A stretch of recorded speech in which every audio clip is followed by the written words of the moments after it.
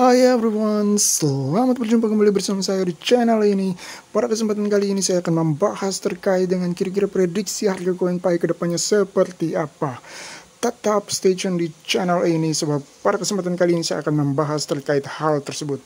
Namun sebelum itu, perlu saya ingatkan kepada Bapak Ibu teman-teman sekalian yang menyukai konten ini, jangan lupa untuk selalu dukung channel ini dengan cara klik tombol subscribe, like, and share. Sekali lagi perlu saya ingatkan bagi Anda yang menyukai konten ini, jangan lupa untuk klik tombol subscribe, like, and share agar saya bisa terus hadir ke hadapan Bapak Ibu teman-teman sekalian untuk memberikan informasi-informasi ter-up to date dan yang bermanfaat ke hadapan Bapak Ibu teman-teman sekalian.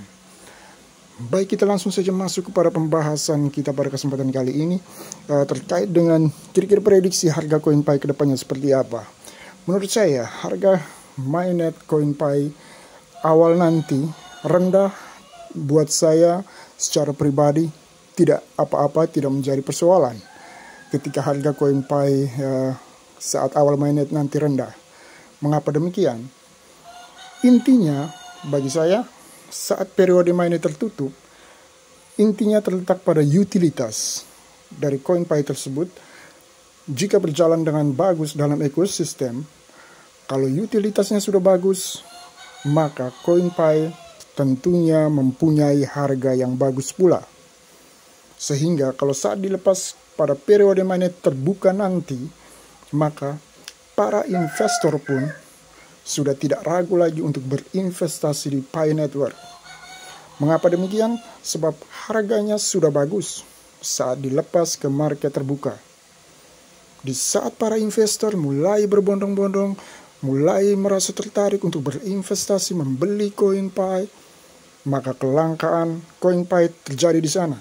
Mengapa demikian? Sebab adanya sistem lock up koin tadi. Jadi di saat para investor sudah mulai berbondong-bondong, mulai merasa tertarik ketika melihat di mainnet terbuka harga koin Pi-nya sudah bagus, mereka mulai merasa tertarik untuk berinvestasi membeli koin Pi. Kelangkaan koin Pi terjadi. Mengapa demikian? Karena ada sistem yang baru diterapkan di Pi Network, yaitu sistem lock up coin. Nah, kalau sudah seperti itu ceritanya, Bapak Ibu teman-teman sekalian, maka para investor saat mereka mengantri, permintaan barangnya tinggi, tetapi barangnya langka sedikit alias koin Pi-nya sedikit beredar di pasaran karena sistem lock up koin tadi, maka jelaslah market value atau harga pasar koin Pi bakal menggila di pasaran alias tinggi dan naik terus saat sudah listing di exchanger nanti. Terkait dengan proses listing di exchanger, banyak para pioneers Pi Network yang masih belum paham terkait dengan bisa kita katakan terkait dengan aturan main atau rule terkait dengan proses listing sebuah aset kripto di sebuah exchanger. Jadi perlu diketahui Bapak Ibu teman-teman sekalian bahwa proses listing sebuah aset kripto di sebuah exchanger itu tidak semudah yang seperti kita bayangkan. Maka dari itu pada kesempatan kali ini juga saya ingin memberikan informasi penting terkait aturan main listing sebuah aset kripto di sebuah exchanger. Ternyata tidak semudah itu seperti yang kita bayangkan.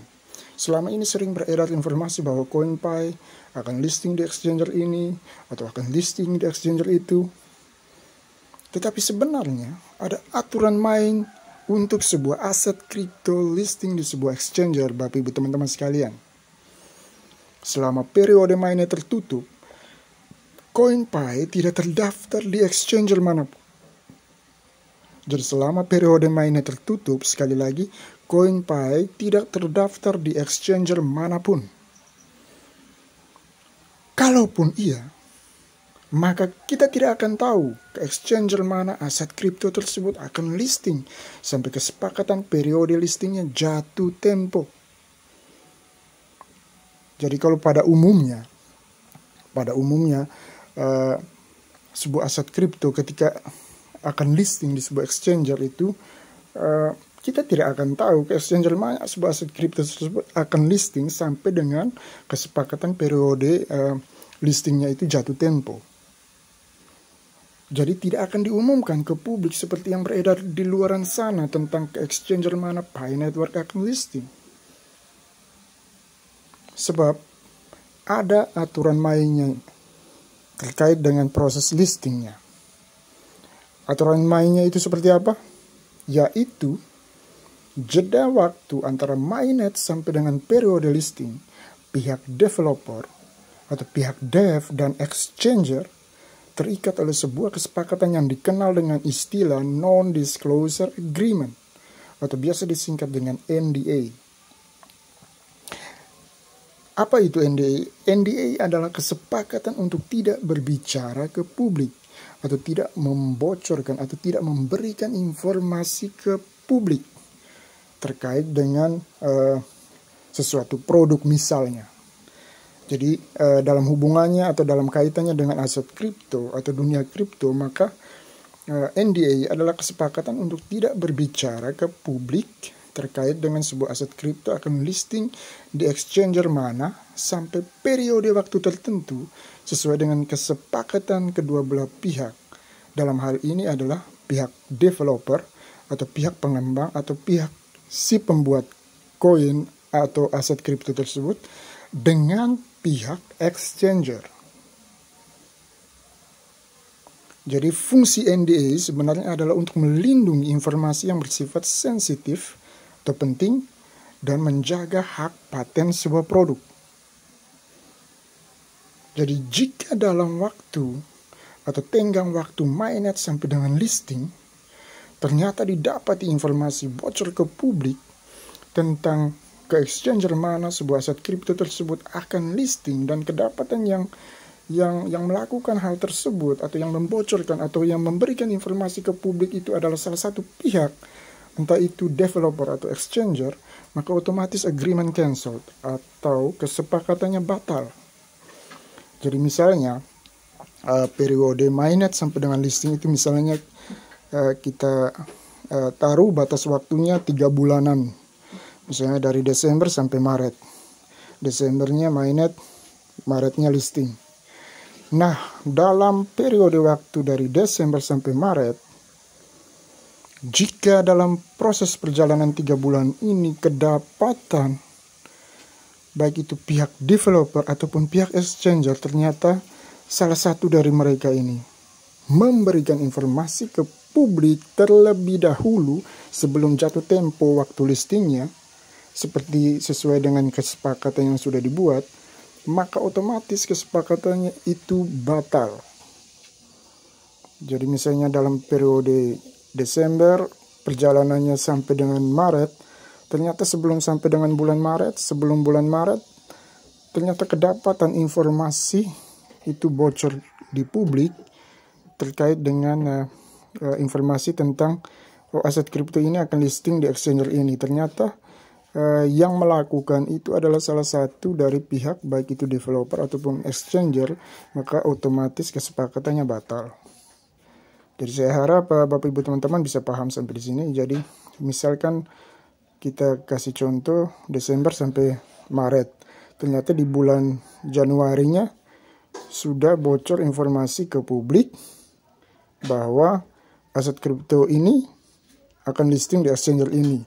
Dan ternyata setelah diselidiki, ditelusuri, informasi tersebut langsung berasal dari sumbernya, yaitu misalkan saja dari exchangernya, bahwa exchanger ini sudah membocorkan informasi terkait dengan aset kripto ini akan listing di exchanger mereka.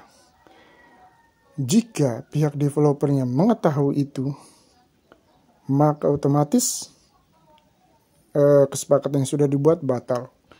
Begitupun sebaliknya, misalkan dalam perjalanan dari Desember sampai dengan Maret, di bulan Februari misalnya atau di bulan Januari misalnya, ternyata pihak developernya sudah menginfokan terlebih dahulu ke publik bahwa sebuah aset kripto ini akan listing di exchanger A atau di exchanger B. Maka jika pihak exchangernya mengetahui hal tersebut bahwa yang membocorkan informasi itu adalah dari pihak dev, maka otomatis kesepakatan yang sudah dibuat adalah batal atau agreement cancel. Jadi itu contoh sederhana atau misalnya seperti itu terkait dengan proses listing di sebuah exchanger. Jadi tidak semudah yang kita bayangkan bahwa ketika sudah mainnet nanti tidak lama kemudian pasti akan langsung listing di sebuah exchanger. Tidak semudah itu seperti yang dibayangkan oleh para pioneers atau Bapak Ibu teman-teman sekalian. Jadi semoga saja informasi ini bisa memberikan semacam edukasi atau bekal ilmu, bekal info untuk Bapak Ibu teman-teman sekalian, sehingga kedepannya nanti jika bergelut dengan sebuah aset kripto, bergelut dengan sebuah aplikasi penambangan koin, setidaknya kita sudah memiliki bekal informasi terkait dengan proses atau step-stepnya sampai dengan proses atau step dari mainnet ke listingnya seperti apa. Jadi seperti itulah aturan mainnya dalam dunia kripto Bapak Ibu teman-teman sekalian. Sehingga kalau selama ini ada informasi yang berseliweran di luaran sana yang memberitakan atau memberikan informasi bahwa sebuah aset kripto ini akan listing di exchanger A atau di exchanger B atau di exchanger C dan sebagainya, maka itu belum tentu kebenarannya. Karena ada aturan mainnya seperti yang sudah saya jelaskan di atas atau yang sudah saya jelaskan sebelumnya tadi. Semoga apa yang saya sampaikan pada kesempatan kali ini bisa memberikan pencerahan atau ilmu tambahan atau semacam bekal info untuk Bapak Ibu teman-teman sekalian. Sebelum saya mengakhiri pertemuan pada kesempatan kali ini, perlu saya ingatkan kembali bagi Bapak Ibu yang menyukai konten ini, jangan lupa untuk selalu dukung channel ini dengan cara klik tombol subscribe, like, and share. Jangan lupa untuk dukung channel ini dengan cara klik tombol subscribe, like, and share agar saya bisa terus hadir ke hadapan Bapak Ibu teman-teman sekalian untuk memberikan informasi-informasi yang up-to-date dan yang bermanfaat. Semoga bermanfaat apa yang saya sampaikan pada kesempatan kali ini. Terima kasih dan sampai jumpa di video saya yang selanjutnya.